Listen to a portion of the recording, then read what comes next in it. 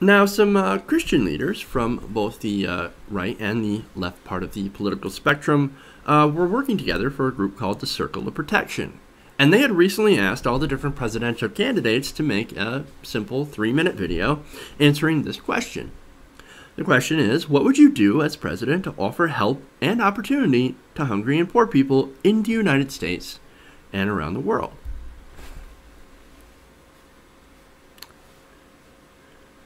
Now, those who answered it were Dr. Ben Carson, Senator Bernie Sanders, Mike Huckabee, Ted Cruz, and Carly Fiorina. They each responded with their own videos that were produced specifically for this project.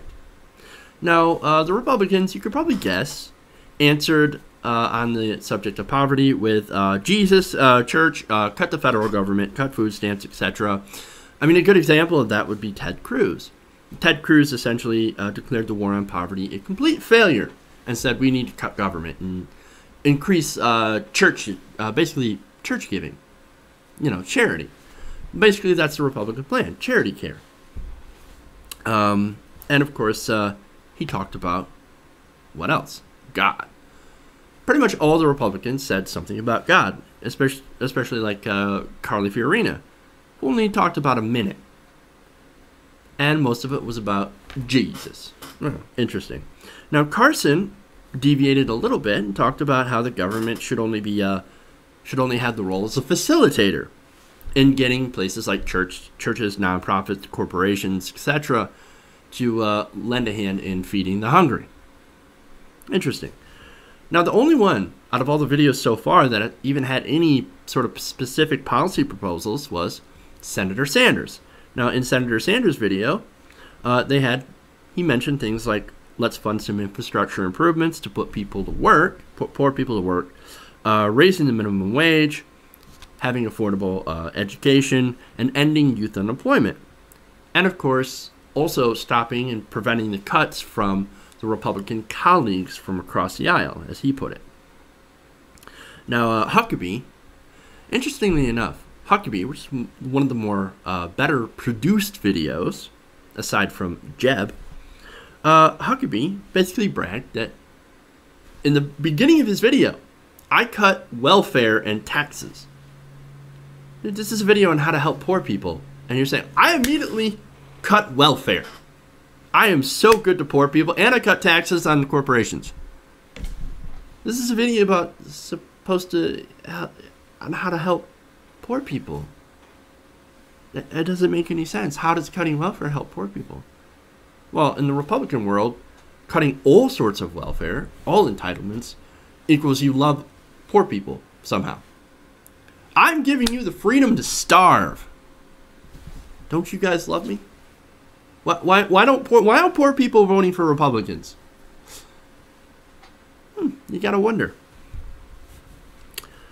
And he says, of course, he'll shrink government if he becomes president. Now, the one thing that he didn't say that he would cut or shrink is Social Security and Medicare. Now, a lot of Huckabee voters or potential voters are Christians, but they're also seniors. So, of course, he's trying to court the senior vote by saying, I will not cut Medicare or Social Security if I become president. And that's populist. Bernie Sanders does the same thing. Now, Bernie Sanders takes it a step further and says, no, we need to expand Social Security, and we need to make Medicare available for everyone. That's a lot more populist and much better of a message, and actually would help more poor people. Now, as for Jeb Bush, or Jeb, he didn't even bother. He did send something, but it was nothing more than a stock campaign ad. Yeah, the same ad that he sent last month to sort of introduce himself to the base. Now, he's Jeb Bush. I don't think he needs much of an introduction. We already know who you are. But nonetheless, there it is. That's what he sent in. So in order to help people, help poor people, he just sent in a stock campaign ad of, whatever he would do. Nothing more than just a regular campaign ad. Okay. Now, as for everybody else, there are more videos that are expected in the next week or so. from Hillary Clinton, Lindsey Graham, Marco Rubio, Martin O'Malley, and Rand Paul. And you can expect most of the conservatives to, of course, be the same: Jesus, Jesus, God, cut government, and profit. All right, interesting. You might hear some good rhetoric from Hillary Clinton, and maybe some more specifics by Martin O'Malley, trying to go to the left of Clinton. Well, what about Trump? The GOP frontrunner, right? He's leading in the polls. He's leading in all the polls. So what does he have to say about helping poverty? Nothing. They reached out to him, and so far he hasn't had a response. Now, maybe he's too busy giving out senators' phone numbers during speeches and calling people dummies and losers. Maybe. I don't know. I could only guess why Trump hasn't responded. Maybe he doesn't have a plan on poverty.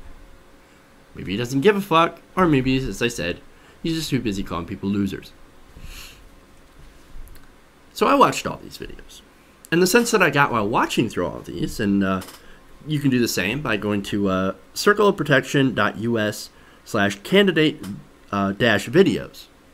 So I just Google circle protection candidate videos, and you'll find them.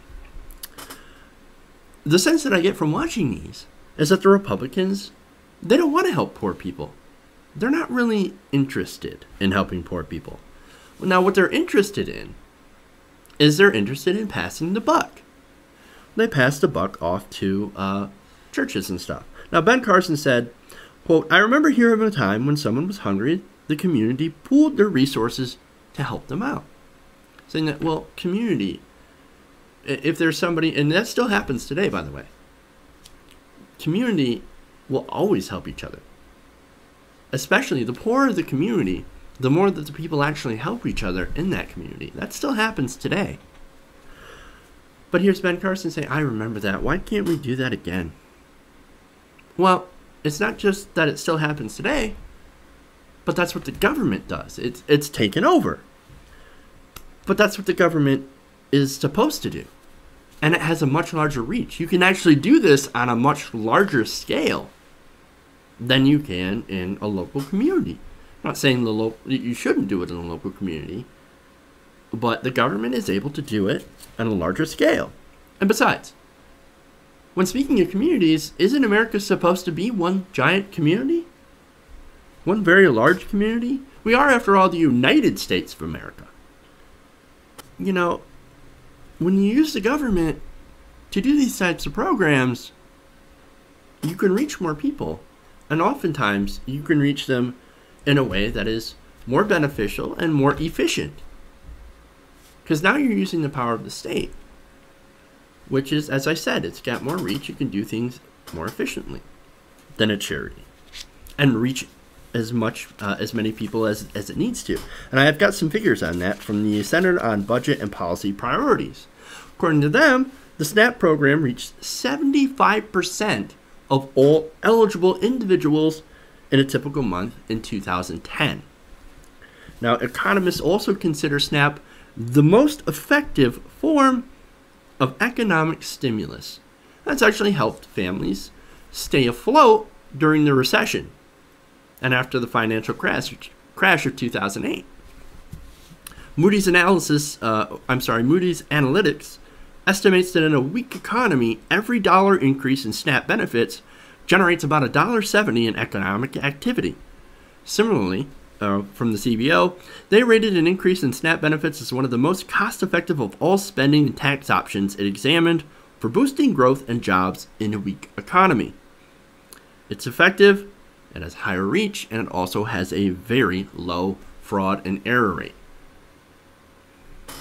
According to the Center for Budget Policy and Priorities, only 3% of all SNAP benefits represented overpayments, meaning that they either went to ineligible households or went to eligible households, but in excessive amounts. And more than 98% of SNAP benefits were issued to eligible households. There's a very low fraud rate and a very low rate of going to people who don't deserve it. And most of the people who are on SNAP, of course, are the elderly, the disabled, and working adults and children. So, But obviously, these Republicans, they really don't care. They had this data, and it's not as if this data is really hard to find. It's really easy to find. It's easier if you have staff that are able to go and find this data. But this is what they do. They ignore the data, and then they call to pass the buck onto the churches and nonprofits. And things, of course, like food banks, which I can recall that during the more darker days of the recession, they've been stretched to the breaking point. And they're doing that even while only having to be, or only having to pick up the slack where food stamps couldn't cover it. Remember, the average SNAP recipient gets about $133 a month in benefits. Now, if you're struggling to find a job and you only get $133 a month, it's very difficult to eat on that, especially depending on where you live. It can be easier or more difficult depending on, of course, where you live and how much the area you live in is, the median income is in those areas. Now, I want you to think about this for a second. Could you imagine the chaos, especially during the recession, if food assistance were not there? You think food banks and churches could feed 46 million people? Really? You think that? It's logistically impossible. Look, I'm not doubting the efforts and the goodwill of churches. They, of course, will do their best to provide the most. But the staggering number of people who are food insecure would absolutely overwhelm private entities. They could not reach everyone who needs it. And that is a fact. You can't make that up. Now, some churches also have some ulterior motives. I'm not saying all of them do. Sure, you can grab a free dinner, but of course, you have got to sit through a sermon first. And using food as a religious recruitment tool, kind of shady in my opinion. As I said, not all of them do it, but some do. Not the best way to go. Now, as far as the candidates on this, I'm with Sanders. I think it's obvious. And of course, so is the data and so is the facts. For one, you have to stop cutting programs to the poor. That's step number one if you want to solve this problem. Then you have to make sure people can actually earn a living wage. And of course, you also have to help boost the economy by giving people jobs. You got to give people something to do for work.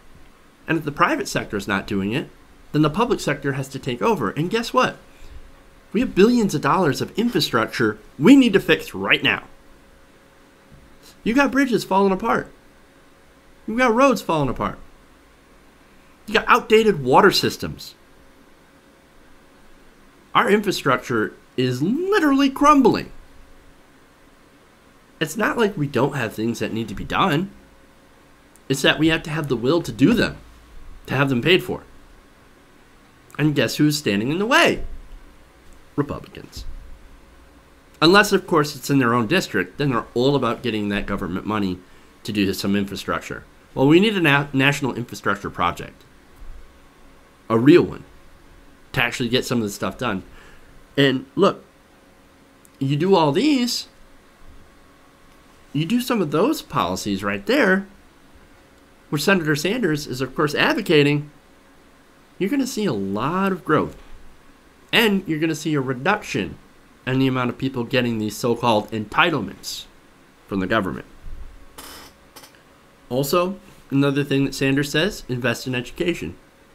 Because if you graduate with thousands of dollars or hundreds of thousands of dollars in debt, you're not going to take part in the economy, especially if you can't find a job in your field. And even if you can, it takes a long time and a lot of money to pay this debt off. So, look, man, you do these things, and it's almost a guarantee that the economy is going to come back. And when that happens, less people, as I said, they're going to need government help. Less people will need government help. That'll save government money. And you also increase the middle class, you increase the tax base. which of course will help solve the federal deficits and go to pay off some of the national debt that conservatives freak out about. That's what we need to do. I mean, we've already tried this trickle-down bullshit, and you see where we're at now. Trickle-down has only served to make the rich richer. And I think it's past time for something different.